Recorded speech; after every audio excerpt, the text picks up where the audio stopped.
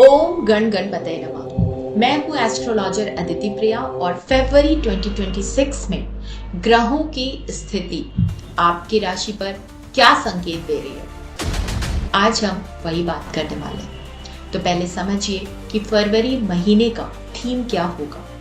तो फरवरी 2026 एक आम लाइट मंथ नहीं है। ये मंथ है आपके इनर रीसेट का, डिसीजन मेकिंग का और कार्मिक क्लैरिटी का मंथ है। एक्वेरियस साइन में ही आप देखेंगे तो मल्टीपल प्लैनेटरी मूवमेंट्स होने वाले हैं और ये जो प्लैनेटरी मूवमेंट्स हैं ये गोल्स को, रिलेशनशिप्स को और करियर को डायरेक्टली अफेक्ट भी करेंगे। तो इस वीडियो में हम हर राशि का डिटेल्ड इम्पैक्ट मून साइन के हिसाब से समझेंगे।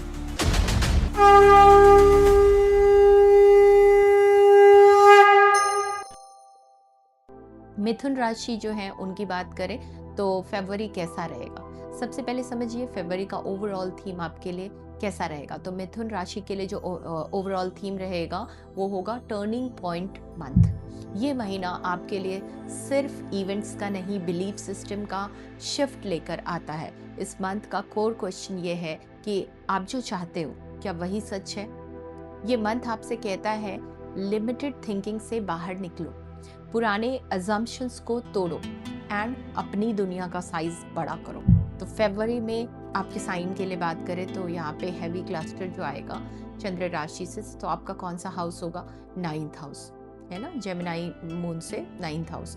9th हाउस मतलब भाग्य का घर, हायर नॉलेज का घर, गुरु को इंडिकेट करता है, धर्म को इंडिकेट करता है, बिलीफ सिस्टम को इंडिकेट करता है, लॉन्ग डिस्टेंस ट्रैवल को को ये बताता है आपके, ये पब्लिशिंग से रिलेटेड, टीचिंग से रिलेटेड, स्पिरिचुअल ग्रोथ से रिलेटेड, इन सब को 9th हाउस रिप्रेजेंट करता है। तो फरवरी में 9th हाउस में क्या हो रहा है? राहु यहाँ पे पहले से हैं, मरकरी आपके 3rd फेब को एंटर करेंगे, वीनस 6th को, सन 13th को एंड मार्स 23rd को। So end of the month यहाँ पे आप जैसे देख रहे हैं कि मार्स एंटर कर रहे हैं, तो वहाँ पे मतलब पूरा फरवरी आपकी सोच, आपकी फिलॉसफी और बिलीफ सिस्टम को रीराइट कर रहा है। तो मिथुन राशि जो है वो मेंटल एंड इमोशनल स्टेट इनका नॉर्मली कैसा रहेगा?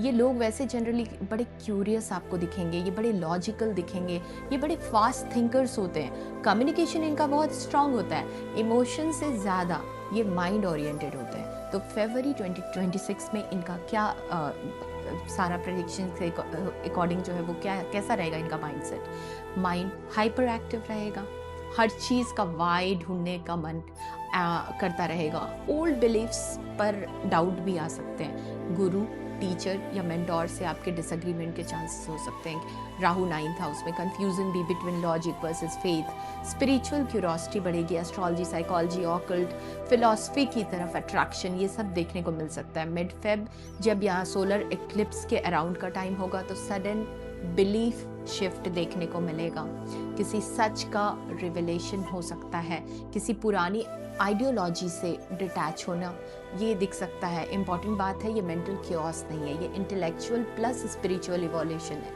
आपके करियर, वर्क, प्रोफेशनल लाइफ की भी बात करें, फरवरी मंथ में मिथुन राशि के लिए कैसा रहेगा? एक्सपेंशन ओरिएंटेड मंथ रहेगा। Mercury plus Rahu 9th, teaching, writing, content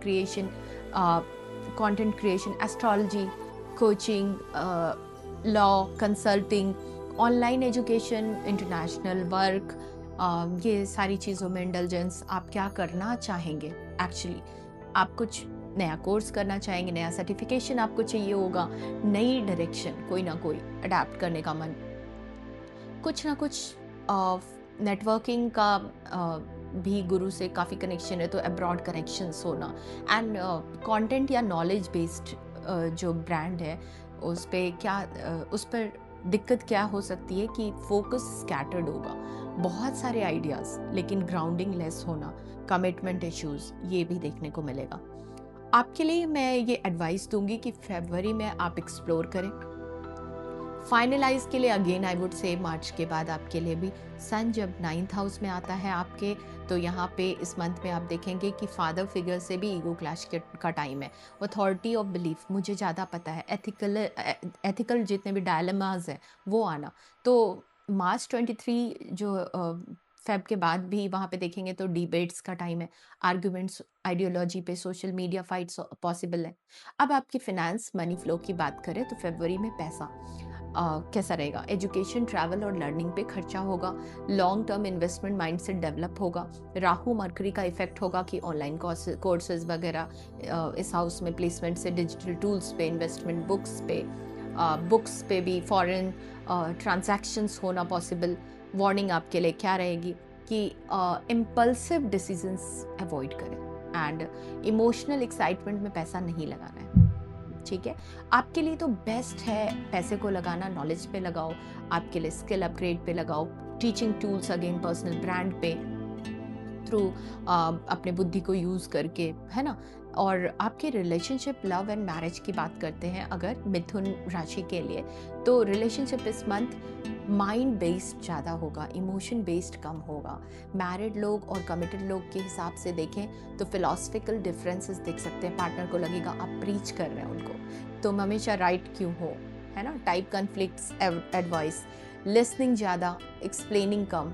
unmarried लोगों के लिए डेटिंग लॉग है, attraction towards intelligent people, well read person, long distance वाले रिलेशनशिप, ऑनलाइन कनेक्शन पॉसिबल है, कमिटमेंट स्लो रहेगा। एंड फाइनल गाइडेंस मिथुन राशि के लिए कि ये मंथ आपको आंसर नहीं क्वेश्चंस दे रहा है ये मंथ सर्टेनिटी नहीं क्लैरिटी का प्रोसेस दे रहा है ये मंथ, करेक्ट। जितना समझ के चले बेहतर प्लानिंग कर पाएंगे आप, जितना ओपन रहेंगे उतना ग्रोथ होगा आपका। एंड बिलीफ को अपडेट करेंगे, ईगो को नॉलेज के आगे झुकाएंगे, सच को लॉजिक से ज़्यादा स्पेस दोगे। तो यही है। फरवरी का महीना सभी राशियों के लिए एक ही संदेश लेकर आ रहा है, जल्दबाजी ना करें, क्लैरिटी होनी चाहिए, प्रेशर नहीं होना चाहिए, पेशेंस के साथ काम करें। और ये महीना आपसे ये कह रहा है कि चीज़ों को फोर्स करना बंद कीजिए और प्रोसेस पर भरोसा रखिए।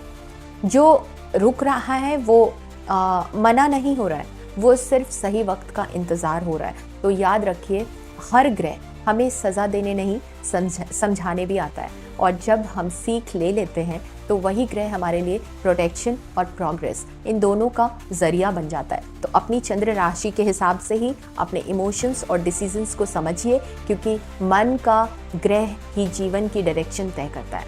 अगर आपको लग रहा है कि मैं मेहनत कर रहा हूँ या कर रही हूँ पर रिजल्ट नहीं मिल रहा है, तो समझ लीजिए ये कर्म का बीज बोए जाने का समय है और फल समय पर ही मिलेगा। तो मैं हूँ एस्ट्रोलॉजर अदिति प्रिया, और आगे भी आपके लिए ऐसे ही सिंपल, ऑथेंटिक और शास्त्र बेस्ड गाइडेंस लेकर आती रहूँगी। अगर ये राशिफल आपको थोड़ा सा भी कनेक्ट हुआ हो तो इसे अपने फैमिली और फ्रेंड्स के साथ ज़रूर शेयर कीजिए, और क्योंकि सही समय पर सही ज्ञान मिलना भी एक आशीर्वाद होता है। तो thank you so much, thank you.